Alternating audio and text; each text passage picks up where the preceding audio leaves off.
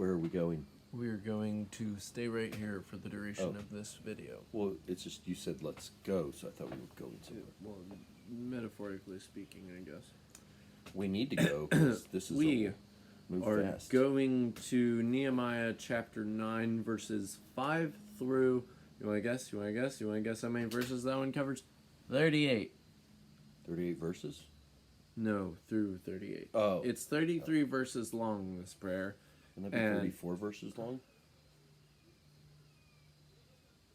I don't know. I just subtracted 5 from 38. And Yeah, I but see, figured you out, gotta it's remember probably going to be about it's 34. that.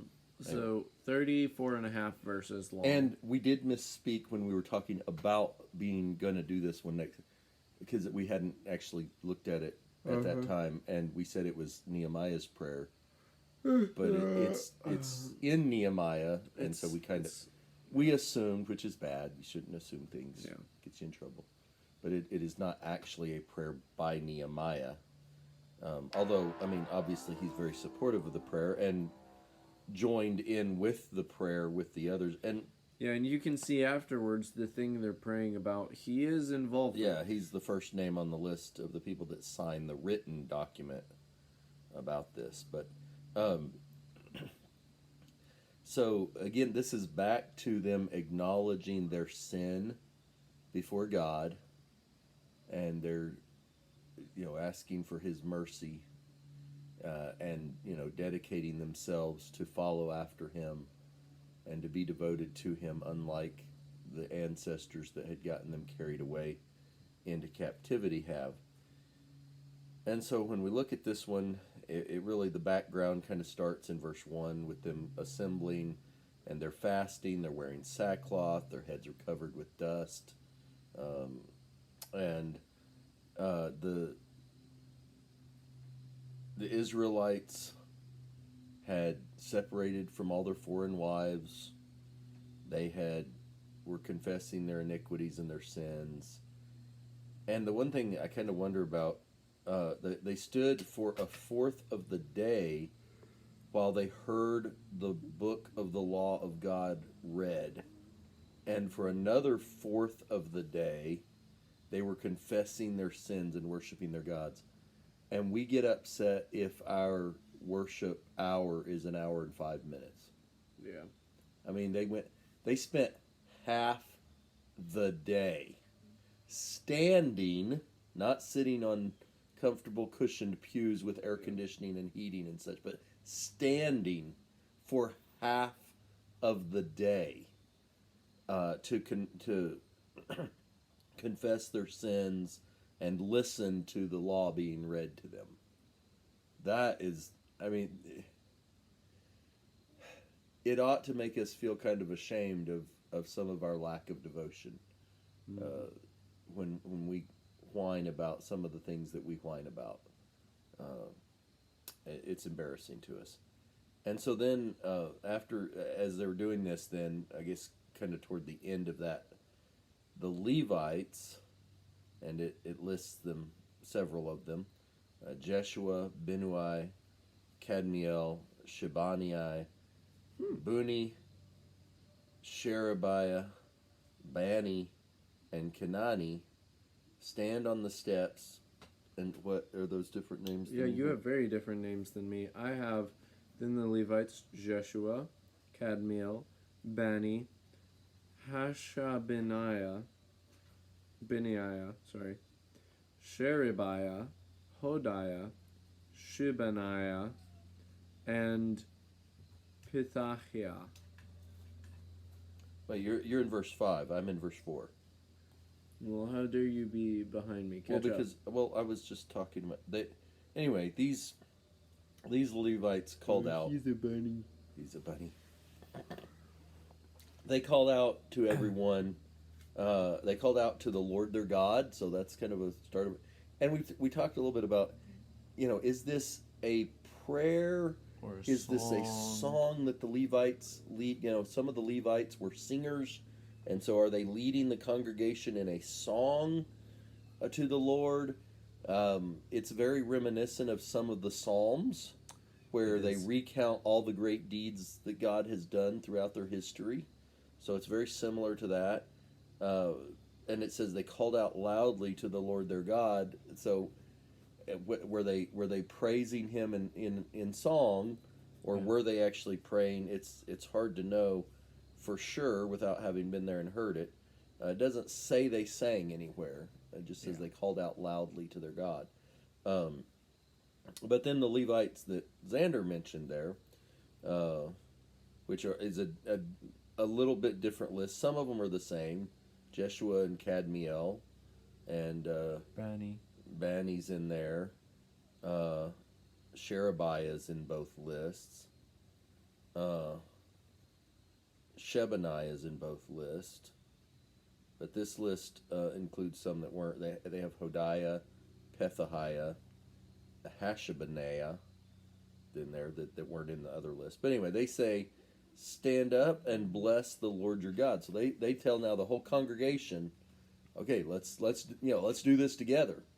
We're going to lead this, and you stand up and bless the Lord as well. And the next 3 to 4 verses are them just talking about how great God is, how amazing He is. And then right there on the 4th verse, verse 7, it starts getting into history. Yeah. And then the rest of the That's really only like majority one of verse, this verse prayer. 6.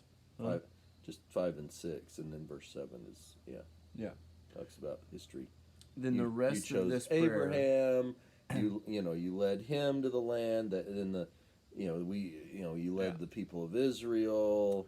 And it talks about Egypt.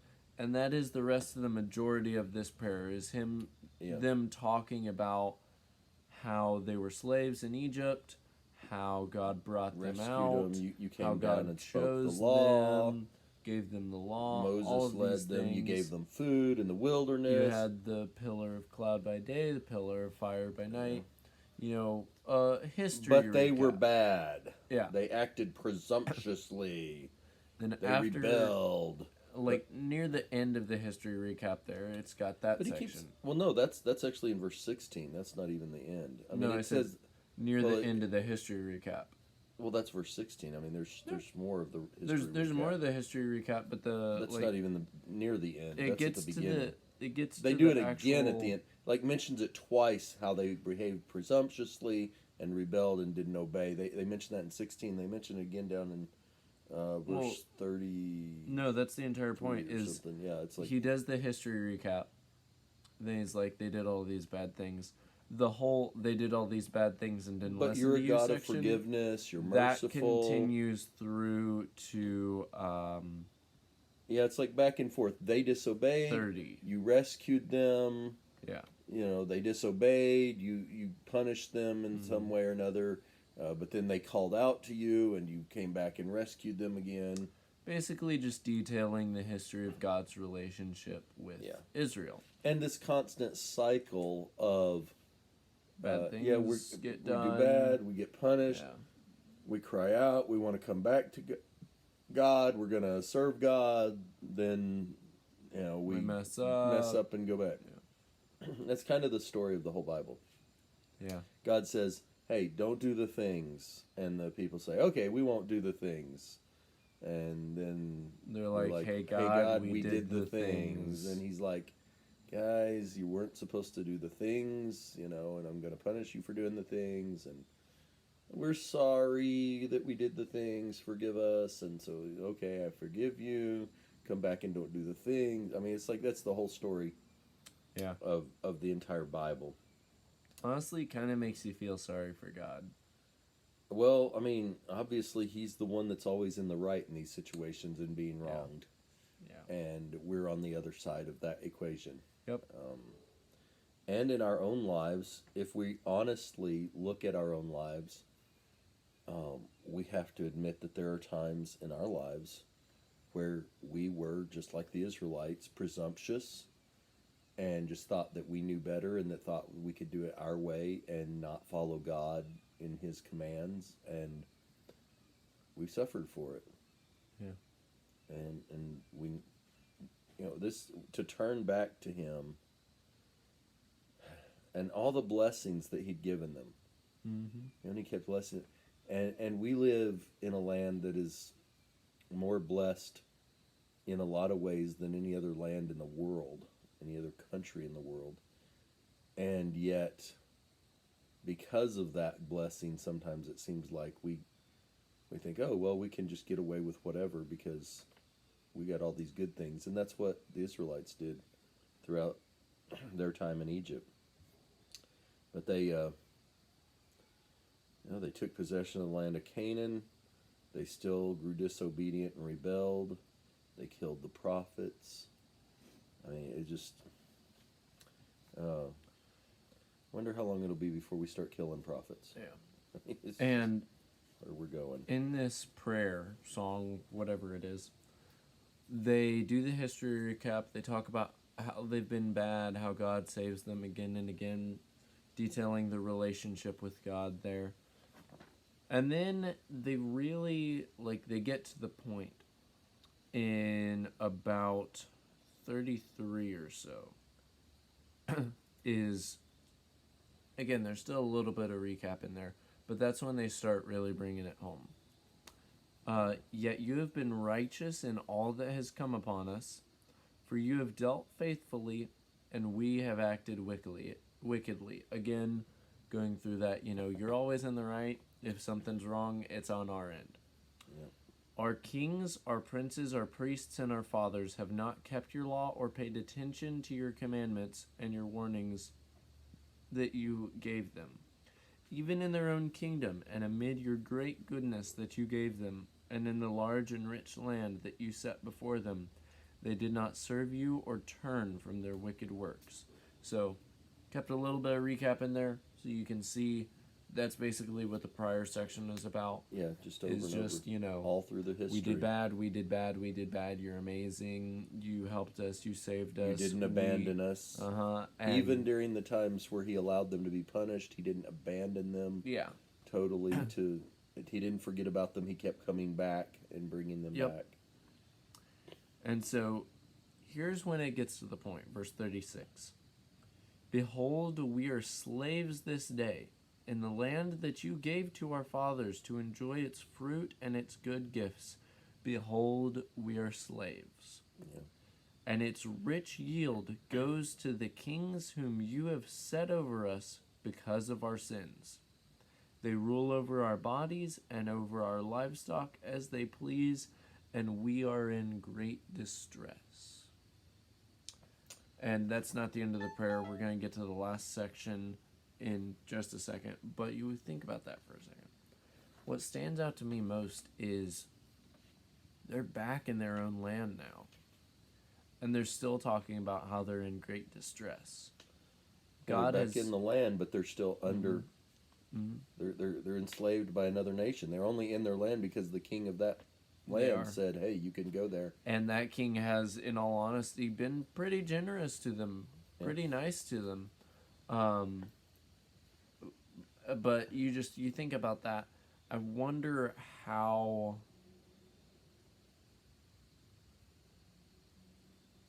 fervent the prayers would have been when they were still in Babylon. How moving they were, how upset the people were, all of these things. It just makes me wonder, Yeah, and I think about that. The thing that people complain about today is, all over the world, not just here, but people complain about the government oppressing them in some way. The government taking too much authority, taking too much power, trying to force us to do things, this, that, or the other. Yeah. And so it's interesting because here's all this talk about, this and this and this, and yet do we ever think that maybe the reason that these governments here and elsewhere are gaining more and more power over us and are becoming more and more totalitarian, and we're becoming more and more servants of the government instead of them serving us as leading us in the way they should? do we ever think that maybe it's because we've acted presumptuously and rebelled against God? Mm-hmm. Do we ever think that's a possibility? No, we just assume it's somebody else's fault. Yeah. We never think, well, maybe we did bad and we're suffering the consequences, and God is allowing us to suffer these things because of what we deserve. We don't ever think that way. And maybe we should. Maybe we should start looking back to God instead of just thinking, oh, well, we need to elect better leaders or whatever, which, I mean, yeah, sure, elect better leaders, but maybe the real problem is more spiritual. Yeah. And we need to turn back to God. You think about it, even when they couldn't choose leaders, if they turned away from God, they got bad leaders. Yeah, they got work. Yeah, they didn't choose those. I mean, no one decided, hey, Manasseh, I think you'd make a good next king. Well, just Hezekiah. Hey, my son's going to be the next king. Yeah. But, it's not like Hezekiah didn't have other, there weren't other people that he could have chosen. But, I mean, it's just, we often look the wrong direction when we're looking for reasons for things. And part of it is that we have gotten to the point where we have become, I'm going to use this word, but then I'm going to explain. We've become so materialistic. And when I say materialistic, I don't just mean like greedy for money and material things. When I say materialistic, what I mean is as a philosophy that we don't look at the spiritual nature of things, but we look at only matter, material things, only the physical world. We've rejected the idea so much of the spiritual realm having any influence in our lives. And a lot of that, well, it's due to several factors. A lot of it, I think, has to do with religious revivals in this country specifically. People get so spiritual they leave God out of it. Yeah. And as people who are trying to bring God back into the picture, we kind of get so into God that we leave the spiritual out of it.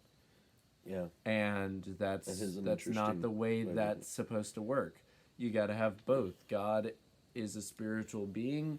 He lives in a spiritual realm, and if you believe he exists, you believe the realm exists. They've got to both exist. There's angels and there's demons and all of this is going on, and there's a spiritual battle, a warfare being waged between with God's forces and Satan's forces, and even though we can't see it with our eyes, we see the results of it all around us. Even though they may not do as much as some people think they may do, that does not mean that they are not there. Yeah.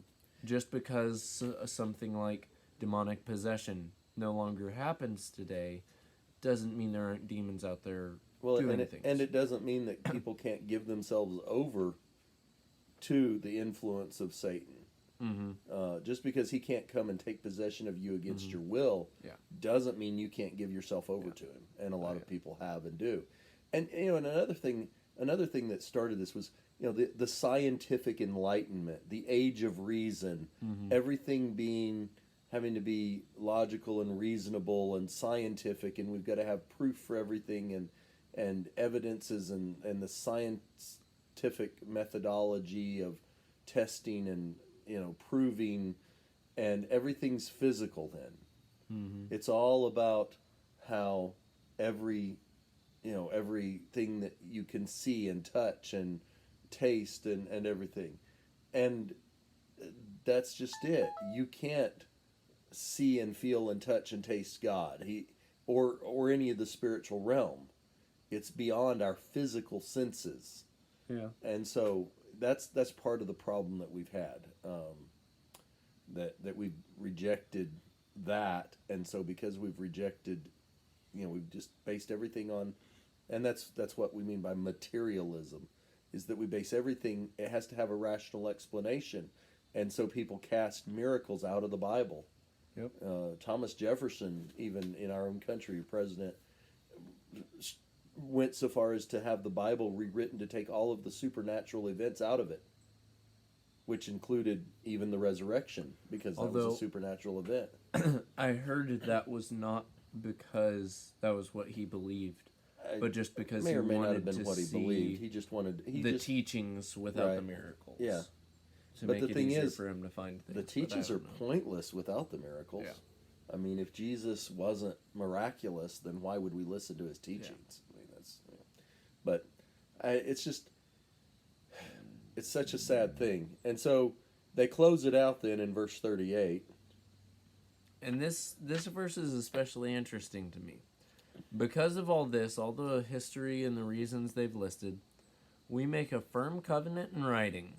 On the sealed document are the names of our princes, our Levites, and our priests. So they made a covenant with God, and then they had all Everybody the signed it. important people sign it. God didn't sign it. He didn't have to sign it. He'd already told them Yeah. his side of it. But that's just interesting to me that a lot of times, like, we'll agree with God to do something. Yeah. We'll be like, yeah, okay, I'll do that. Or, God, I promise you I'll do this. But, like, just the fact that they put it in writing and had the leaders of the country sign their names Saying we are saying, we're gonna do this. And if Yeah. any of them ever slipped up, they could just be Hey, like, hey, look, you, right here, you you signed signed this right that here." said you were gonna do this for Yeah. God. Why don't we do stuff like that today? Resolutions and things that we make. And because it kind of reminds me of the story of the guy who was up working on the roof, and he slipped and he started sliding toward the edge of the roof to fall, and he was going to fall off the roof, and so he quickly prayed to God. God, if you'll save me, then I'll go to church, I'll pray, I'll study my Bible, I'll do whatever you want me to do, I'll do it. And then a nail caught his belt on his jeans, and caught him, and he says, "Oh, never mind, God, this nail caught me," So instead of, and that's kind of the way we are sometimes. Oh, God, we'll do these things if you'll help. And then, oh, never mind, I don't need you anymore because because God did help you, and then you turn around and back out of the agreement that you made with him. And but they had it in writing. Yep. Better not back out. Yeah. It's and quite an agreement there that they have to that they're going to obey God, and it's no wonder that the time of Nehemiah was one of the greatest times of reformation and restoration of Israel's people, because they were dedicated to serving God and to doing what they needed to do. Are you okay over there? Yeah, just like Did you get lost? I was listening and I was getting ready to talk or something, and I just spaced out for You a got second. lost. Disappeared. Ugh. I thought I about got the hiccups right there for a second. Just take a deep breath. All right. So longest prayer, and it's a collective prayer, as the Levites are leading the entire congregation of Israel here. Yeah. That's been standing for half the day already, and then they have the longest prayer. We would think of this as like kind of a public prayer. Yeah, definitely a public prayer. Yeah. But and more than just being led, I mean, we think of a prayer and we think about the somebody leading a prayer, and we just listening and following along in our head and our heart. But it seems they actually were Doing like a call and Yeah. response. Definitely they were saying the prayer along with the leaders, or echoing. Yeah. So fascinating thing, and even this longest prayer. I mean, this is like 30 some odd verses here, or some even verses, as the case may be. This is the longest prayer recorded in the Bible, and it's basically like 4 minutes long. The longest prayer in the Bible, it's 4 minutes. Man, we spend a lot of time on a 4-minute prayer. And not as much as we spend on some shorter ones. Yeah. But you think about that, we think sometimes we've got to be so wordy to make our prayers. And this is a prayer that covers hundreds of years of history in it. Yeah. But 4 minutes. I mean, there's nothing wrong with praying a lot if you've got a lot to say. But we need to not think that we've got to have long prayers for God to hear us. In fact, Jesus says that there are some that think that they'll be heard for their abundance of words, and that's just not the case. So, all right. Well, I hope that this collective prayer, this public prayer, very public, the entire congregation of Israel was there for it and participating in it.